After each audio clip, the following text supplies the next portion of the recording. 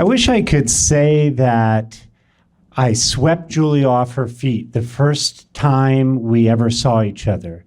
But the truth is, we went through 4 years of college without paying each other much notice at all. I guess like not every girl who organizes the coffee houses dreams about a guy who is both president of student government and hall director of the academic dorm. It's actually her mom who says to her, "That Seth Hassett is so impressive." But at our 10-year class reunion, it's kind of Julie who ends up sweeping me off my feet. The first time we really talk, I have this feeling like this could be my person. She's direct in a way that a New Jersey person can be. And she's beautiful and kind. And over the next few months, we have this kind of like rom-com experience. Like our first date is in San Francisco, where she's taken a new job. And our second date is in Lower Manhattan at an event across from the World Trade Center. And within 3 months, I've asked her to marry me. And within a year, we're living together in an apartment in DC, and we're engaged. And one fall morning, about 4 weeks before we're getting married, I kiss Julie goodbye and I take the metro out to my office. And what I haven't told you, by the way, is that this is kind of a second marriage for me. Because, well, I'm not married to a person, but for years I've been married to the federal government. And I have this kind of cool job where I arrange crisis counseling programs for disaster victims. This job is only available in Washington, D.C. So she gave up a pretty good job in California to come join me. And as I'm sitting at my desk, all I can think about is wedding stuff. And we're working together on everything. And what I'm really looking forward to most is our honeymoon to Spain.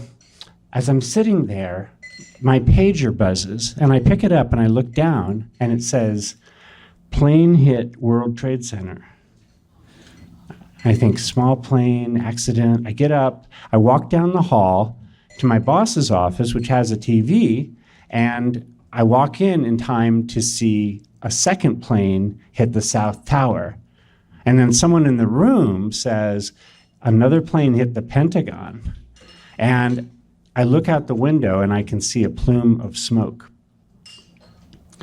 So that night, when I get home, Julie is asleep on the couch. I've called a few times during the day to check in. Even though I work in disasters, Julie once worked in the World Trade Center.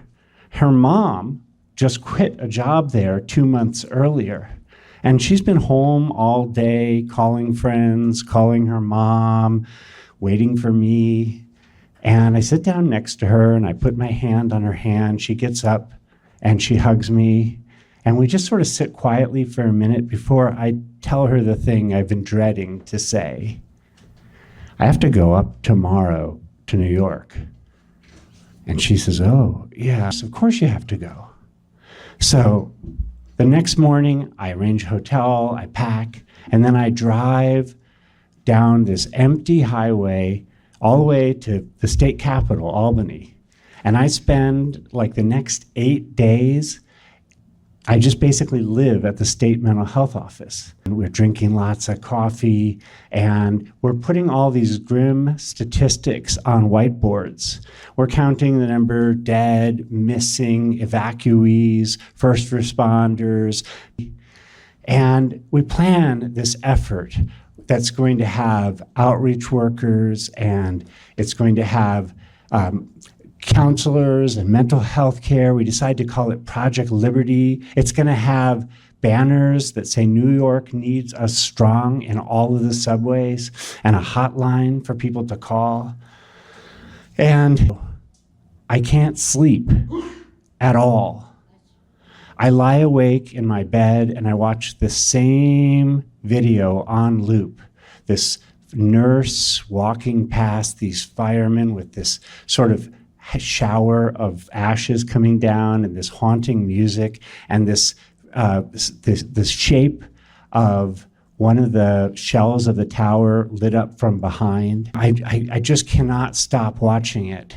And one day Julie calls and she says, hey, I decided to come up to New Jersey to be with my mom. Good idea. So what do you think we're going to do about the wedding? Do we need to postpone? Let's just give it a few days. And the thing is, our wedding is on October 6th, and people are going to be flying from all around the country, and it's really hard to think. I have another sleepless night, and then another, and then another. And one night Julie calls and says, I think we need to cancel Spain. And it takes me a second, like, cancel Spain? And then I remember, oh, the honeymoon. Well, I don't even know if I could be gone for 2 weeks, and I'm not sure it's safe to travel. So the next morning, I get a call to go to the mental health commissioner's office. And he says he's been invited with a group of mental health experts to go visit Groundzero and meet with first responders. And my boss is coming up from DC, and they want me to go too. So I haven't slept in like 5 days. So that afternoon, I desperately find a doctor who gives me 3 sleeping pills. And that night, the phone rings, and I wake up, and I hear Julie, and she says, what did you think of the president's speech? And I say, I think I finally fell asleep. I'm coming down, and I can stay the night tomorrow in New Jersey. So the next morning, I find myself in a state car racing toward New York, and then we're behind this police escort going down into Lower Manhattan past barricade after barricade.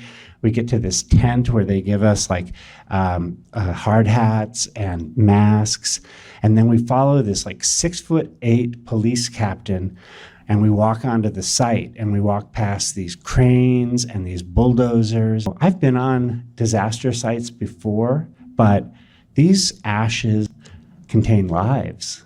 And so we follow the fire captain up to this observation point, and we look down at this pit full of tangled metal, and the fire captain just puts his head down, and everyone goes silent. As we're leaving the site, I walk alongside that fire captain, and he asks about what we're planning to do for first responders. And he says, I have a lot of friends back there. And when he says that, I know he means in the pit. And then my boss from DC pulls me aside. He says, Seth, we're proud of the work you've been doing, but I understand you have a wedding coming up. So, well, I'm sending you home today. And I look down at my shoes, and they're kind of covered in ashes, and I feel like a quitter, but I also feel like I just want to be with Julie. So that evening, I get off the train in Summit, New Jersey, and Julie's there to meet me, and she hugs me like she's holding me together. I'm kind of shaking a little bit, and she says, you know, tomorrow's your birthday, which I had totally forgotten. A couple weeks after that, we get married on the eastern shore of Maryland. We have a live band, and people say it's not just a party, it's a rave. People need to experience joy. And we have a honeymoon, but it's really just a long weekend in Vermont, and then it's back to work. But I do have one update. 24 years later. So the news is that I'm going through a breakup. After 32 years, the federal government and I have decided to go separate ways. But Julie and I are as strong as ever. We have an 18-year-old daughter, and my federal peeps are here. And we'll be together, ride or die. And you know, someday, I think maybe Julie and I, we might even actually go on our honeymoon to Spain.